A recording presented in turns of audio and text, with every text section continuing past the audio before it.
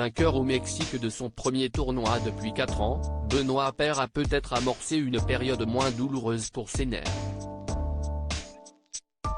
Pour fêter son titre, l'Avignonnais a radicalement changé ses habitudes. Il n'y a pas de petite victoire qui soit. Surtout lorsqu'on s'appelle Benoît Paire, que l'on ne met plus un pied devant l'autre depuis des mois et que l'on a même envisagé de ranger définitivement les raquettes. Pendant que le gratin du tennis se trouvait à Indian Wells, comme Gaël Monfils, de retour sur les cours après sa récente paternité, le bad boy du tennis tricolore avait pris l'avion pour le Mexique afin de disputer le tournoi Challenger de Puerto Vallarta. Retombé à la 209e place du classement, après une longue traversée du désert, l'Avignonnais voulait reprendre confiance en se confrontant à des joueurs de moindre niveau. Et il a bien fait puisqu'il a renoué avec le succès en décrochant le titre, 4 ans après le dernier trophée soulevé à Lyon.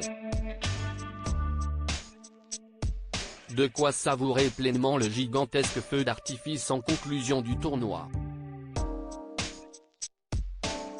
Des soirées arrosées aux soirées Netflix de cette expérience bienfaitrice pour son classement, il est remonté au 168e rang mondial. Benoît Paire en a gardé que des bons souvenirs, qu'il a d'ailleurs immortalisés. Et pour faire taire ses détracteurs, celui qui a souvent noyé son spleen dans les cocktails a célébré sobrement son comeback.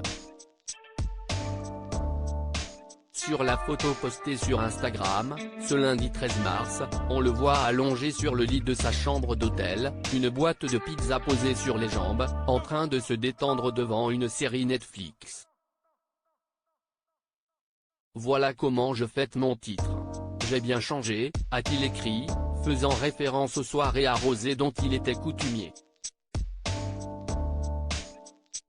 Les bars ne manquaient pourtant pas dans cette charmante station balnéaire. Peut-être le début d'une belle période pour le joueur français qui met, enfin, les chances de son côté pour rebondir.